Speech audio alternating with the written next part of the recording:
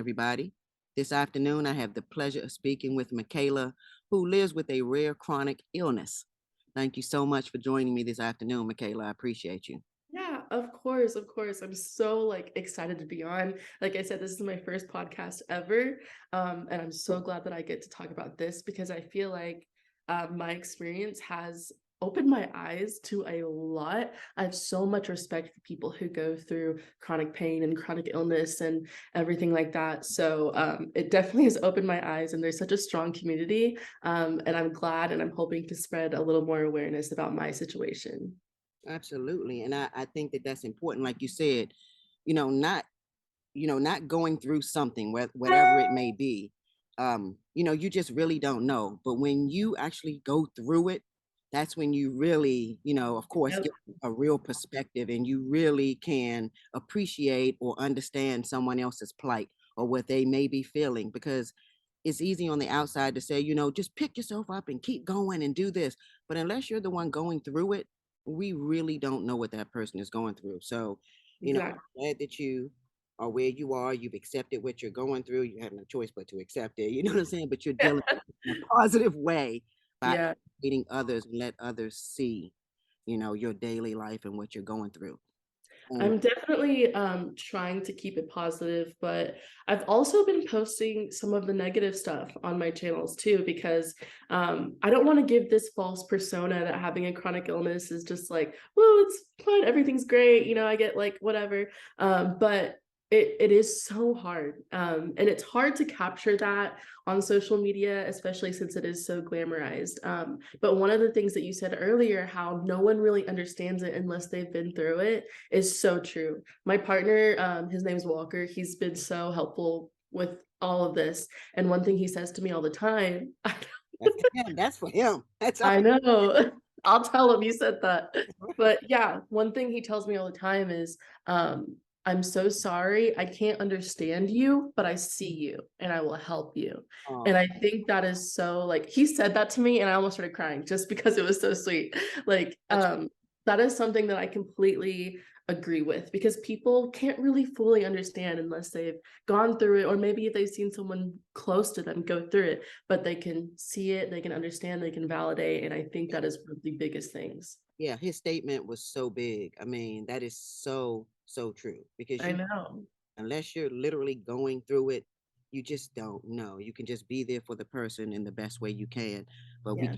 can't, try to over push them. We got to just give them positive reinforcement, and that's it. And then, let them come out of it. But I want to tell you that I think you're strong.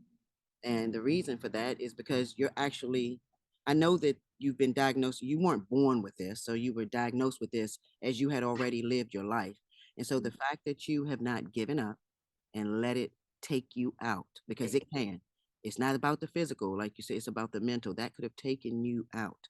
The fact Mhm. that you're able to show your life and share it and come forward and put your face out there, that's very strong. And the fact that you're now showing not only the good, you're showing the bad, which is real. It's both. Yeah. It's not all glamorous, and I'm not happy every day, but neither am I. And I'm not going through a chronic illness. That's just keeping it real. So I think you're strong though for putting your face out there and showing others that they too can do the same. Thank you so much. That literally means so much to me. Like I could feel myself tearing up a little bit because one thing that I've always struggled with in life is the feeling that I'm not strong or I'm not strong enough. And there's a few reasons why. I am definitely a more sensitive person. I'm also more of an emotional person. I have an empath, as people would say. I definitely feel emotions very, very strongly. So for me, growing up, that was kind of seen as a bad thing, or I was being dramatic or something. And so I just didn't feel like I was tough or I was strong. But now I've kind of learned that strength comes in so many different ways, and I'm way more resilient than I thought I was, which is something that has completely opened my eyes going through this experience. I'm This glad. alone, this experience has changed my life within the past month more than anything else I've ever gone through, really. Besides giving birth and Right, all right, of of course, right. But that's good but that you've come to that place where you're stronger up here, because mhm, I don't know what, your culture is, but I know in my culture, I know in the Black culture, we've been taught to, which is so wrong, Yeah, and I know things are changing now. We teach our kids, oh, get up, you're all right.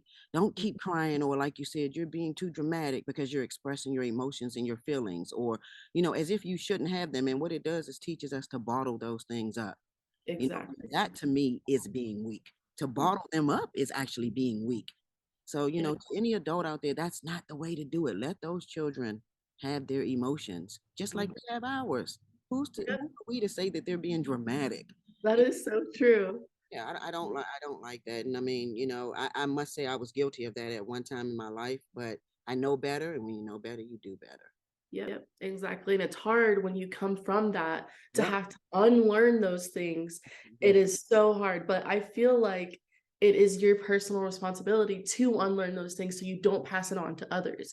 And that's where I'm trying to come in and everything. My parents are amazing. They're so supportive, but they were definitely like that. So my dad is Black, my mom is Belizean. So she's white passing, but she's Belizean. She's from Belize. So yeah, lots of culture mixed up in there.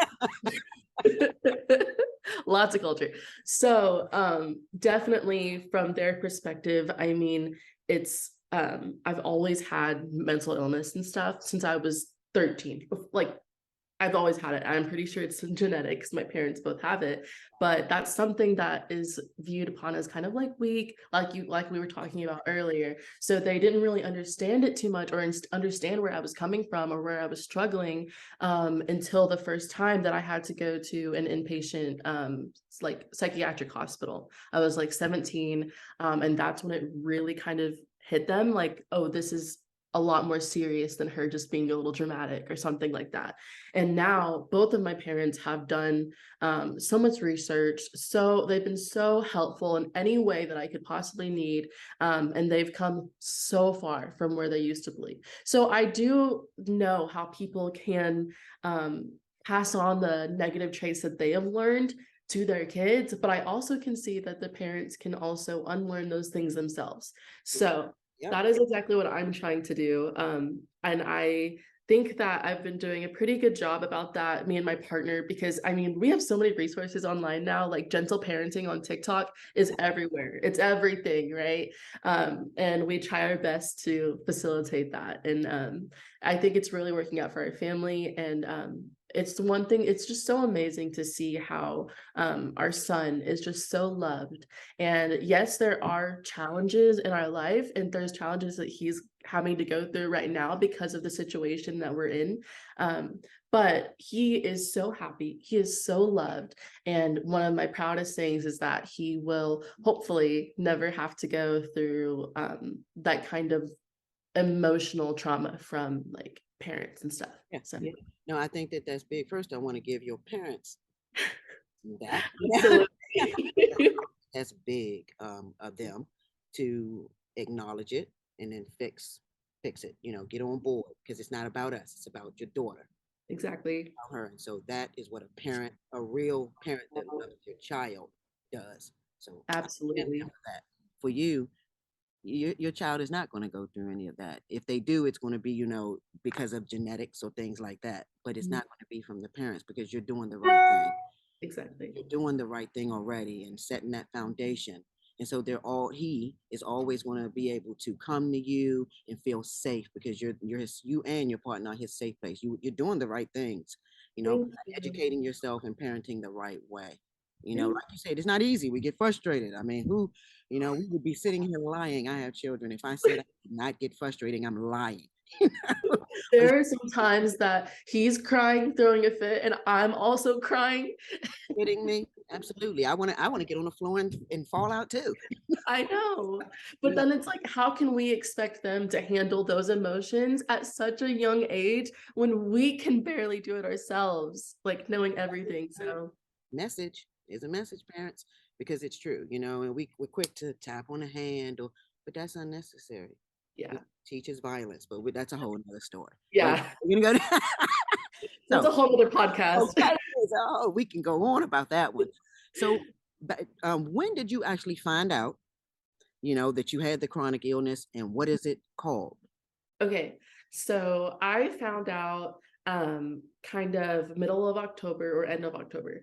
I could be getting the dates wrong. I had so my memory fog is like, but I know that all of this happened within October and November, and Okay, now good. coming up on December. So very short time period. Wow, 2022.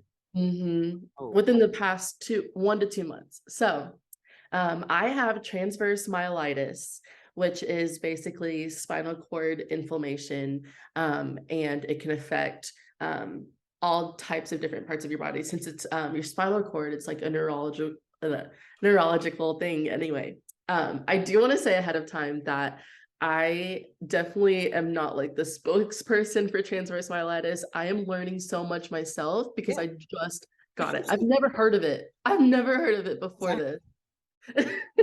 So I am learning a lot. If I say things that might not be as like very true, then I apologize. But this is just what I know so far and my experience. I'm not a doctor, but yeah, I just want to say that. Uh, Yeah, transfer myelitis. transverse myelitis. First, my Yeah. life. Write Mhm. that down. I need to remember that. But yeah, you know, you like you said, you're just you know, being diagnosed with this. So you're learning as you go along, you know, and then things that it may happen to someone else may not happen to you and vice versa. So I mean, there's a lot to learn with any new illness that one has been diagnosed with. So you how old are you? I'm 20 years old. And you were just not diagnosed with this. And listen, the fact that you can sit here right now within that short amount of time, have being diagnosed with this, that's big. How did you feel when you found out? Like what I can imagine, but from your words, how did you feel? I'm gonna be so honest. This time in my life when I got diagnosed, it just happened after one crazy traumatic experience, and then another crazy traumatic experience, and then this, I was completely numb. Like it did not even really phase me that much. I went in one ear, out the other, because I was like, what else could be going wrong in my life right now? I did not process it until 2 weeks after when I got home from the hospital. That's when I fully was like, oh, this is real life. Like it doesn't just go away once you leave the hospital. This is real life. So my story actually begins mid October, like I said, early October, because that's when my depression was getting so bad that I actually went to another inpatient psych hospital. This was my second time. So the first time I went, I was 17 years old. And then now I went recently. I self-admitted myself because I was really struggling. Yeah. And that was October 7th, I want to say. Yeah, somewhere around there.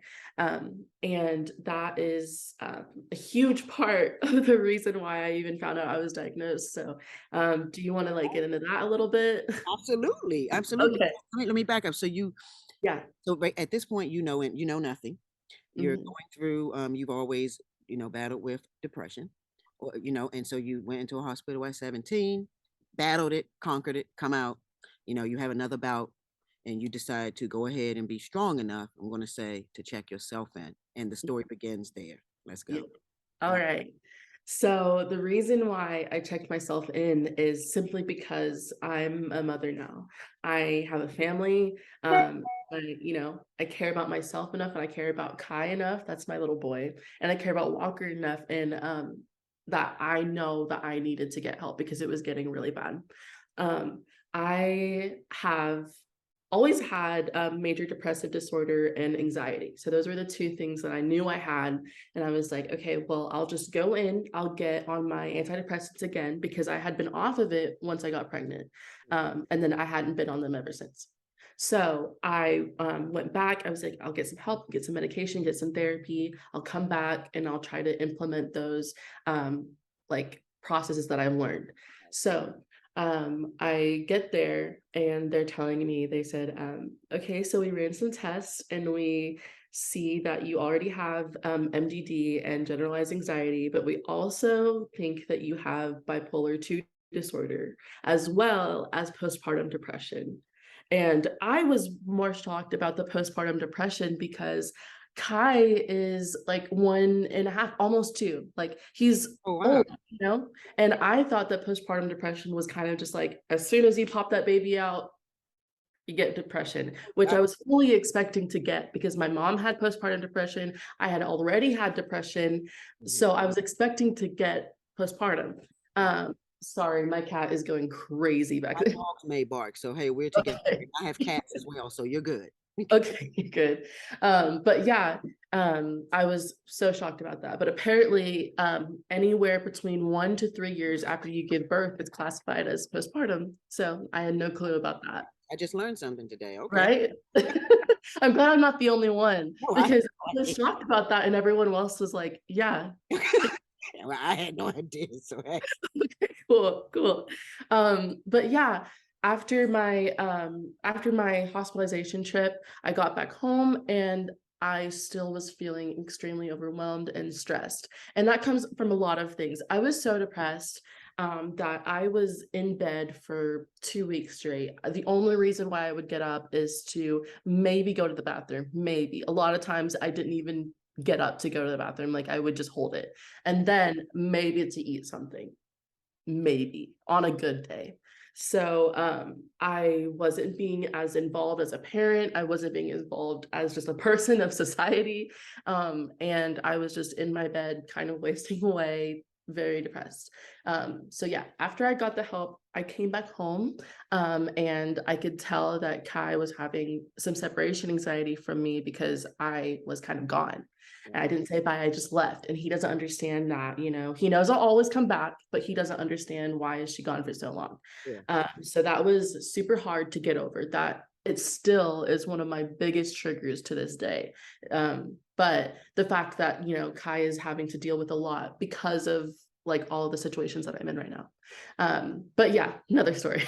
um, I will say that once I got back home, we had so much stress, financial stress. Our AC went out and we had to like get that fixed and just lots of expenses, yeah. lots of parenting, life, just everything, right? I was so stressed out. Well, Then about 2 or 3 days, 2 days, 2 or 3 days after I got back from the hospital, I start having really weird lower back pain. So I'm like, okay, this is weird because I've had back pain a lot. Like pretty much ever since I was pregnant, I've had really bad back pain. Um, and I was like, okay, this is weird. It's like in the lower right side of my body, and it's only there specifically. And it's like a dull, aching pain. So then I was like, okay, I think that's my kidney. Maybe I have a kidney stone, right? I brush it off. I literally go to the park. I go on like a mile-long walk with Kai because I'm like, I want to get him outside while I'm in this excruciating pain. So I was like, I just want to be outside with him. I just, whatever. I get back home. I go to bed because I'm in so much pain. The next morning, I wake up, fever chills. Like I am shaking uncontrollably. But I was like, maybe I'm just cold. Like I was trying to find any excuse to say, right. like, I need to go to the hospital. So I put on blankets. I turned up the heat. I Right. was sweating, but I was freezing cold.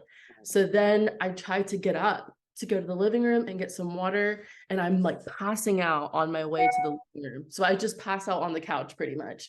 Walker's like checking up on me, kind of stressing out a little bit. And then I'm like, I think I just need to go back to the room. Somehow, some way, I make it back to the bedroom. I get in bed. I watch 2 TikToks about what I think might be happening. And they're like, if you have these symptoms, it's more of a kidney infection rather than a kidney stone or whatever. I turn around and I just throw up at like everything everywhere off the bed. I just am throwing up and vomiting. And then I had started bleeding. So I was like, okay, something's definitely wrong. I need to go to the hospital. So we get to the ER. And long, Stop you for a yeah, second. absolutely. You're bleeding, and you're bleeding from where? My vagina, like just, yeah, the Just, uterus. just like you're on your cycle, It's or like that, but it was different because it wasn't any cramping or anything. It right. was only when I was peeing. Like I wasn't just like bleeding out, normally. It was only when I was peeing and I was just, it was blood. So I was like, okay, something's definitely not right. I need to go to the hospital. Okay. All right. So Mhm. let's go. All right. I'm ready. So we're I'm going. telling you, this is one thing after another. Anyway, so we get to the ER. Long story short, they end up doing a CAT scan, and they figure out that I have pyelonephritis, which is a severe kidney infection, and it's caused by a UTI. And guess why I had the UTI? Okay. Because I wasn't going up to go to the bathroom to pee when I needed to. Okay. Okay. So that makes sense. Okay, we're good. I understand that. All right. I can Okay. understand those two. All right. Yes, yes. Let's go. So, Gotcha. yeah, they realized that, okay, she needs to be here for a little bit longer, 2 or 3 days, maybe. We'll get her up to a room and get her some antibiotics and some fluids, and she'll be great to go, right? So while I'm in the hospital, the whole time I am tremoring. I have these like shakes. The best way I can describe it is like it's Tourette's almost. Like I can't really control it. And it's like a tick almost, but I'm shaking whole body. And when my pain was very severe, it would be like, it would look like a seizure, but I'm fully conscious. I'm fully, so they were like, that's really weird. We need to check up on that.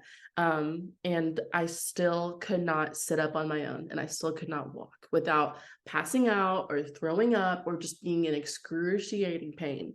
So they were like, okay, we'll do a few MRIs. We'll see what's going on. Even longer story short, I get the MRIs, they get back to me and they're like, yep, we're gonna need to move you up to the neurology department because we found some things we want to talk to you about it. I get to the neurology department, and I had no clue that I would be there for 2 weeks straight. So that's when they tell me, they're like, or the neurologist was like, hey, on your MRIs, we found some inflammation that could resemble transverse myelitis. Now, this disease is very rare. Uh-huh. Yeah. So it's They're like, like, this what is is that? Like, exactly, literally, I'm in one ear, out the right, other. right. Tell me what it does. What is Right? But yeah, they're like, um, we found some inflammation that could be transverse myelitis. We need to double check. So we're going to order you a lumbar puncture, and we're going to get some fluids out so we can test it and do labs and everything like that and tell you what your results are. So lumbar puncture is basically like, I don't know, a spinal tap, and they will take out fluids from your spinal sacs or spinal cord or something like that, and test it. So that's it was, dangerous within itself? I mean, did they let you know what could possibly happen? I mean, you're here now. I mean, everything's good. mhm. Did they let you know the dangers of doing a lumbar? I'm Um, sure that they did, but my oh brain yeah, was yeah. so lucky, and I was just, any paperwork that they gave me, I don't recommend this, but any paperwork that they gave me, I would just, okay, whatever, next, next, Right. like, Just get me out of pain and let me right, get better. I get it though. I mean, it's like you're yeah, not thinking about that in that moment. You're just like, what is exactly. that? Just get me out of pain. So now through all of this, the testing and all of the tests that they ran, were you on like pain medicine? Were they keeping you comfortable? Mhm. Okay. So, yes, but there's like no reason for this personally, but I have somewhat of an issue with being on pain meds like all the time, over and over and over again. And I know that I definitely needed it. So it's not like I was saying no whenever they were suggesting it, but I would definitely try my best to like not have to do it. And there's no reason for me to do that. I'd highly suggest, if you are in pain, take the medications that your doctor gives you if you feel comfortable. But for me, I just didn't feel comfortable being on medications like that. It's I too get it. often. Yeah, I get Yeah. it. Because I mean, then you have to deal with, on top of everything else, there's going to be addiction Yep. coming. Yeah, I don't care when, you're going to be addicted to the pain medication. Especially stronger medications like opioids and stuff. So I was on I know one thing I had was morphine, Mm-hmm. like a lot. Like they would cycle it, and then I would have hydrocodone, and other stuff I literally cannot remember. So many medications. I'm still on so many medications, and I fully like, I know that there's a purpose and a reason for it, but I'm also trying my best to find other ways that are not prescription pills. Um, I still do take them. I don't know. Yeah. I And I don't don't, want to get addicted to it. yeah, I get what you're saying. And I definitely, I get the, you know, you weigh the pros and the cons with that pain medicine because I'm not going to, sit like I'm dying. Like Mm, it's almost, I get what you're saying. You take them when you're like in excruciating pain. If it's yep, pain and I'm hurting, but I can deal with it. You push the limit, but that exactly. it's crazy because that could be bad as well. Yeah, Because then you have to may have to take more or a higher dosage now to battle to the make up. Yeah, to make up for you not taking it in the pain. But I definitely get it because nobody, well, I wouldn't want to be, nobody inspires to be addicted to anything. I mean, addiction yeah, is just not bad, period. The word is not good. So I yeah. can understand that. So now 2 weeks have gone by and Mhm. you they finally came up with the name. They had already mentioned it to you that Yeah. this is what it is. At Mhm. what point did they say, okay, this is it, this is what you have? So it's crazy the way that doctors will explain things because they are so calm and monotone about it. And for me, this is life-changing information. And they're just like, hey, by the way, I just wanted you to know you have transverse myelitis. If you have any questions, let me know. I gotta go to the next patient. Like, I can't. you It's know, not even funny. It's not how funny. It's that is so true. And it's like, what did you just say about what do I right? have? And they're Right? like you said, they're still just calm, same tone. Mhm. I get it. So he told you, and how did you feel once you heard that word? Did he explain to you what it could do? He What did, it he felt? did. So what he said to me is that basically he explained that it was inflammation in the spinal cord. It could be the main reason why I'm like unable to sit up and walk by myself or anything like that. And he said that it is the first indication of having multiple sclerosis, so MS. Yeah, and we're hoping that it doesn't get to that point because I don't know much about MS. So yeah, I'm just trying not to let it get to that point. But what they did essentially, they said we can put you on steroid treatments and we can recommend physical therapy and some pain meds. And good luck. That's not what he said directly, but I that's get what you're essentially saying, and be on your merry way, and wish you good luck. What no.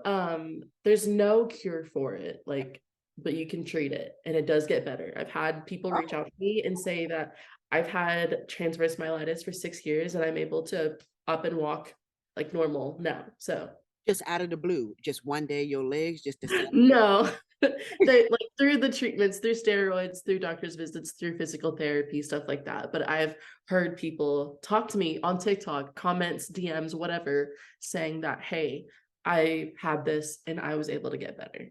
So That that to me is crazy because the fact that it's so rare, even seeing someone else who has it or seeing someone who knows someone who has it is pretty cool, you know? is. I mean, because listen, I mean, there are a lot of things I haven't heard of, but I damn sure have not ever heard of that.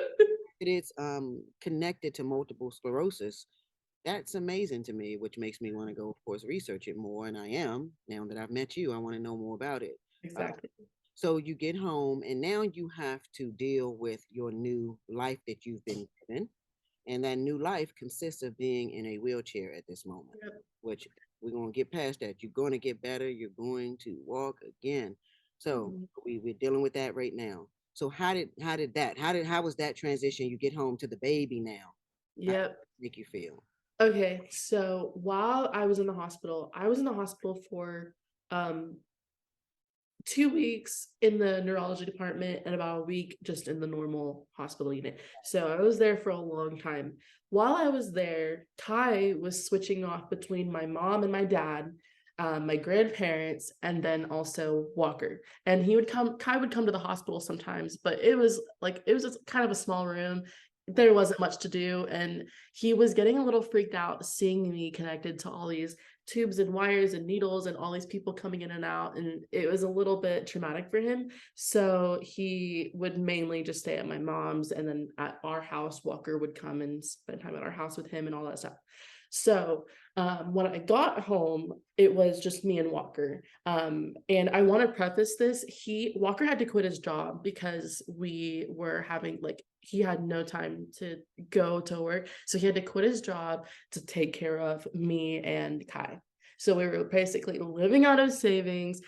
Like our parents were helping us, my grandparents were helping us, everyone, his parents were helping us, like literally everyone. We like so eternally grateful for that. But anyway, um, we had like no job, no money, and Kai was at my mom's house. And my mom took 2 weeks off, but she had to start getting back to work soon. So she was like, all right, I think I'm gonna have to put him in daycare now.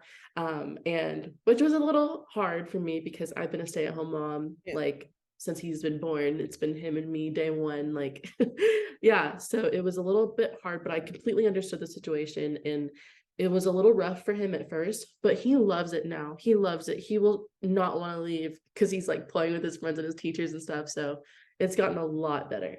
But yeah, Kai has been with my mom, and then he'll be at the house off and on. But I will say, coming home and being in the wheelchair was an adjustment because our home was not like accessibility friendly, right? Even something as simple as getting through the front door, there's this like stump, like, or I don't know how to explain it, but yeah, it's yeah, you had to like get over it, and that even was hard in and of itself. So we knew that we were in for an adjustment in our lives, and we've since kind of moved our house around a little bit to accommodate that. that's good. That's good. And the one thing I want to do is commend your man, Yep. because I think that that is so awesome. I mean, it's just a known fact that the world we live in, people can be cruel, and a lot of people, not some, a lot would have up and left. They would have Yep. found a reason to Mhm. disappear and leave you alone. So for that alone, I commend him for being an upstanding man and showing that he really does love you. You know, Exactly. and for that, I do commend him because he definitely needs to be recognized as well. Mhm. So, what is your driving force that keeps you smiling and knowing that you're going to conquer this? What makes you want to be an advocate now and start to speak out? Okay, so I think that there are a couple answers to this. My first answer would be kind of like the obvious one, is the fact that I am a mom and I don't have a choice because there's no way that I'm going to let this situation get me down and hinder my ability to be the mother that I want to be. Even if that looks a little bit different now, I Amen. still am going to be there for him. I still am there for him no matter what, to a fault sometimes because there will be times that I am in excruciating pain, but I just want to play blocks with him one more time, or like, it's but I will be there no matter what. And Right. then another thing is in a generalized word, I guess, is just support. The support and the love that I have received is so overwhelming, to put it at best, that like I can't even begin to fathom it. So it starts with my partner, right? We've been together for over 4 years, and he has been by my side every single step of the way. And so it was no different whenever I had like this situation going on. He's been there with me when I first went to the psych hospital when I was 17. He's been there with me recently. He helped me like get checked in when I was, 20, like just now. And even through the hospital, the only time he ever left the hospital was when he was with Kai, like at the house, at our house, playing with Kai and everything like that. So he was literally by my side. And yeah, that's not to say that this hasn't been hard on him, because Of course. it, yeah, it is hard on everyone, but he has put on such a like a brave face, for lack of better words, that like he will always, like, I don't know, it's like he enjoys this, it's like he's like, this is what I'm here to do. I love you, I want to support you, and I will be here anyway. Like, he's definitely shown me that in every way that I need. Yeah, but that's where you get it's like he enjoys this. And Yeah, like exactly. it's nothing but love. It's just the fact Yeah. that you're still Makayla, you know. Mhm. And so I love Makayla, whatever form you come in, to me that's just real love. It You is so it has true. nothing to do with being in love. It has nothing to do with the relationship. He literally loves you. Yes. Think that like you said, that's and I know, I mean, I'm sorry, like you said, it's not easy for him. I mean, Mm-mm. you've changed now physically, Mhm. as far as being in the chair, but it doesn't take away his love for you. And I think to me that's a real man. Yep. And I I wanted to talk about Walker a little bit more. I could talk about him all day, but I just want to brush on it a little bit more. So he it's just so crazy how much of a great partner he is, how much of a great like system he is for me. Anyway, but we've been together since we were 15 to 16. I think 16. Yeah, 16. And ever since then, so we have literally gone through so much. So we were both like varsity track athletes. That's how we met. And so back then I weighed about like 70 pounds less. I literally gained 70 pounds in my pregnancy. Okay. Um, I had preeclampsia, I had pregnancy issues. That's another story. Like Okay. health all around. Okay.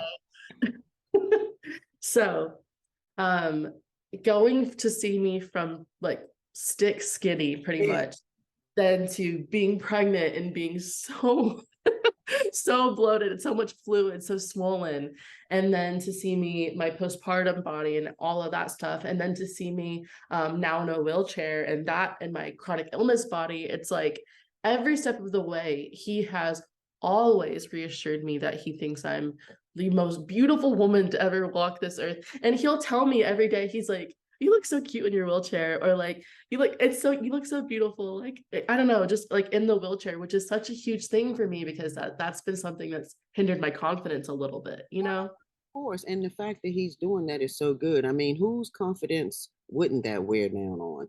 You know, Right. went from like you said, an athlete basically to being in a chair, and then you went through pregnancy. You're going to pick up this weight, and I mean, women are conscious about their weight. So the fact that you have your man reassuring you that you're still the same beautiful woman that I laid eyes on when I first met you, it Mm-hmm. peaked for me. So I mean, like you got a good one. You got Yep. it. Slim Exactly. pickings. There's slim pickings. So you get Yeah, and I just think it's even more amazing since we started out so young and in high school, and look at us now. Like, you know, a lot of people would have called it quits after the pregnancy or after high school or anything. Any moment could have been like, this is too much for me. I'm sorry. absolutely, absolutely, and let alone going through the depression and him being there for that, because Yeah. people, and then people tend to use one's mental illness against them. If Mhm. they have an altercation or a slight disagreement, they will throw that up. I advise people to not do that either. That's bullying, really. I mean, Yeah, it is. if you're having an argument, have you taken your medicine or done this? Yep, I'm not like crazy. That's not, I have, exactly. you know, That is one thing I had to talk to him about because he's never made me feel like that ever. It's literally just my own insecurity. Like, because I've talked to him, I said, I feel like once you're labeled as crazy, there's almost no coming back from that because everything you say or do is invalidated. questioning it. Yeah. Yep. True. And and just because you, like I said, in my opinion, I think it's smart of you to be able to acknowledge that, hey, I need to check myself in. Whereas Yeah. someone else may see that as a bad thing. But to me, that's being very conscious that I want to get help and be better. So no, I give you kudos for that. And I think that he as well sees that as strength. Yeah, I don't definitely. think it's weakness. So before I let you go, tell everybody where they can follow you. Let's get all your information out there. Listen, y'all, she's young, she's strong. We all have our ups and downs, but look at her. I mean, she's Yeah. smiling a bright face today before us, and Thank she's you. battling something that has changed her life. So let's Mhm. go follow her. Let's support this young lady, y'all. And tell Thank you everybody where so they much. can go. You're very welcome. Yeah, absolutely. I have built such an amazing community on TikTok. That is my main platform that I'm on. My handle is Makayla with two A's Faith. So Makayla Faith. So yeah, that's my TikTok. I'm also on Instagram and I post my stories on there. That's kind of like my everyday life, stuff like that. I'll just post whatever on my stories, you know. And that's the same kind of thing, except there's a period after the second A. So yeah, I will send you those as well so you can, That I yeah. can, and I'll post her Yeah. information when I post her video. So Mhm. I want to thank you so much for joining me. And before I let you Absolutely. go, I have one last question that I got to ask. Of course. Will you promise me to always spread peace and love in this world? I absolutely promise. I And I, absolutely promise. I believe it. I already know and I believe it. But Mhm. I feel like if we get enough of us doing that, then how can the world not be a good place? You know, Exactly. it's one conversation at a time. If everybody promises that, we'll have a better world, man. right? Exactly. But I want you to keep going and keep doing what you're doing, please, and keep speaking up and speaking out, educating others. You already have your platform going, and don't ever give up, please. Thank you.